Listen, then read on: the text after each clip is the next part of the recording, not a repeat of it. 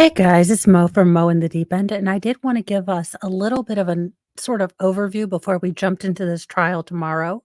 I will be checking on times and such as that.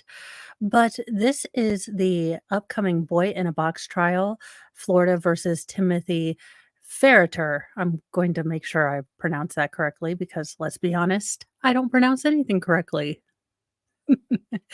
But this is a quick rundown of what the case is going to kind of be about. So we're not going in blind because we don't like to do that generally. Not generally, we don't like to. And of course, my ears are being awed as per usual. We are still running a duct tape holy water and prayer production around here, just to keep it ju- just to keep it normal. But, this comes from West Palm Beach, Florida, per Court TV. Hopefully, we get this on, Law and Crime too, because Court TV is a pain in my tuchus. If you want to know the absolute truth, they talk more than I do, which is a real feat. Although, if you're looking to hire a spicy redhead with no legal experience, just likes to talk and have the whiteboard of truth mobile and attached to the wall, you know, I am here, I am mouthy, and I am available. Sometimes I still have 6 children, let's be honest. It's a crapshoot. West Palm Beach, Florida Court TV. Jury selection is underway for a man accused of locking his adopted teenage son in a box in his garage. Timothy Ferrier was indicted along with his wife Tracy Ferrier in March of 2022 on charges of aggravated child abuse and false imprisonment. Though the couple was initially charged together, their cases were severed at Timothy's request, citing comments his wife made to police when he was not present. Police in Juniper, Florida began investigating the couple after their son was reporting missing on January 28th, 2022.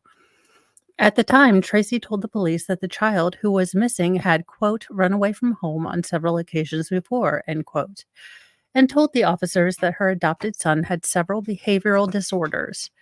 Before the child's disappearance, officers were contacted by a contractor identified in the court documents as Jack. Okay. Who wanted to report that the couple had asked him to build an office in their garage. While he complied with their request, he noted what they asked for was odd. Quote, the room was built as an 8 by 8 foot space in the garage with its own ceiling and door. Jack further advised that the door had a deadbolt lock and a knob only on the outside, no knob on the inside. So if someone were inside the office, they would not be able to exit unless someone outside opened the door for them on the outside.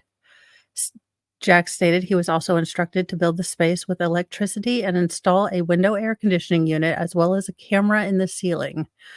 Yeah, that's a murder dungeon. Allegedly.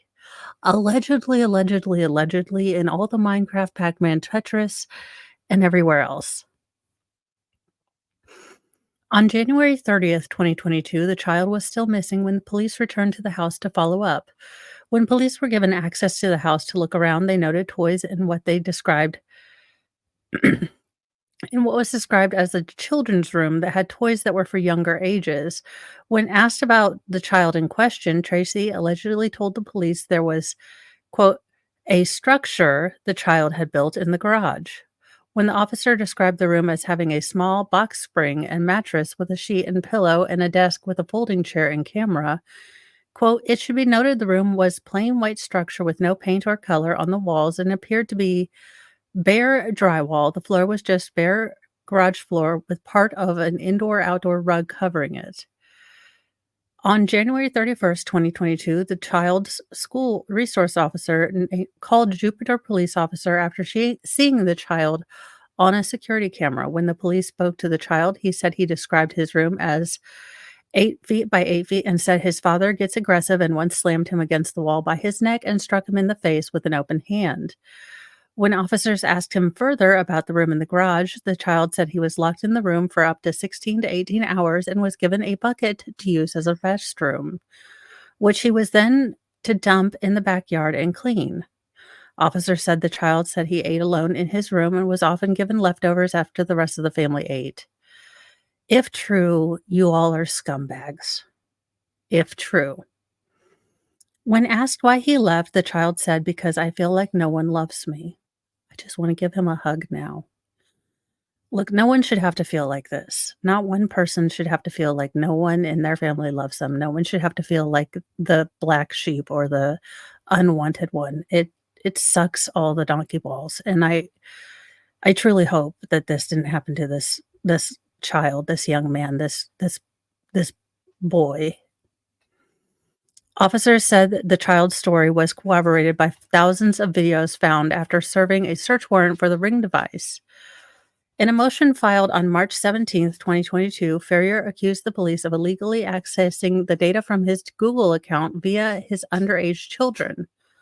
Among the evidence expected to be introduced at trial is evidence of the Ferrier's prior behavior in Arizona before the family moved to Florida. Prosecutors said that in the 2 to 3 years before the family moved, the child was moved out of the main house into small windowless room containing a bed separate from the rest of the family. What the actual sir, you adopted this child, which means you should have adopted him into your heart and into your family. That's a lifelong commitment. If you weren't willing to make it, you should have never made it. That's your child now. Most of these kids who are in the system have so much trauma, and you have to go in knowing this. I oh, okay. He is innocent until proven guilty. We will have to wait for all of the evidence. Prosecutors offered Timothy a plea deal that would have sent him to jail for 24 months, but he rejected it in the days leading up to the trial. If convicted, he faces up to 30 years in prison. So, I don't know. I don't know, sadly, I'm it's sad. I'm glad that the child survived this, if this is all true, because we have to assume right now that these 2 people are innocent, even though their case were severed, and in the thumbnail, I will remove his wife, tomorrow going forward, but,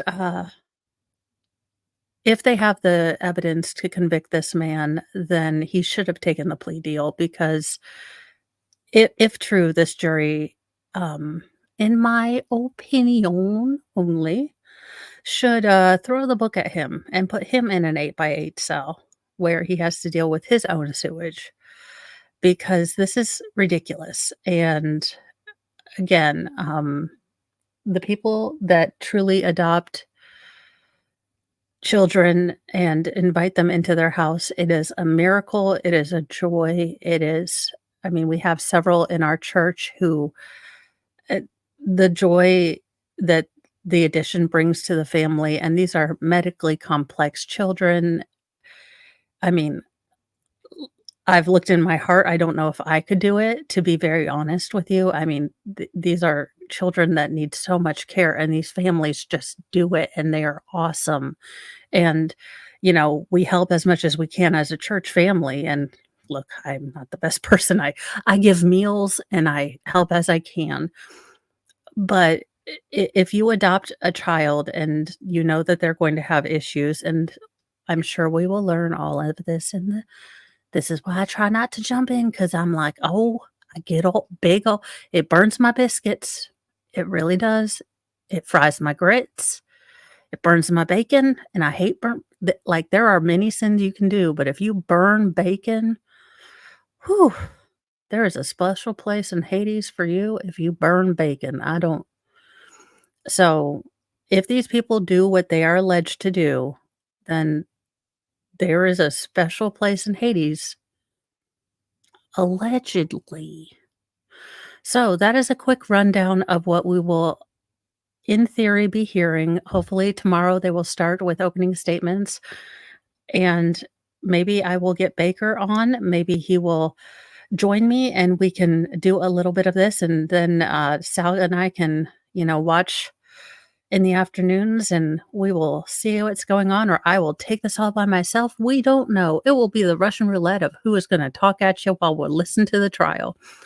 But thank you for listening as I go through this and have my thoughty thoughts, and we will see you later on for nightly newsy news, and then I will see you in the morning for this trial. I hope you've had a wonderful Monday and done just one small thing to make your day better, and have a wonderful, wonderful rest of your Monday. I will see you later.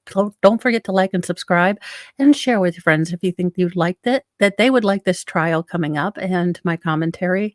I don't know. The self-promotion thing is kinda weird for me, but I'm trying it.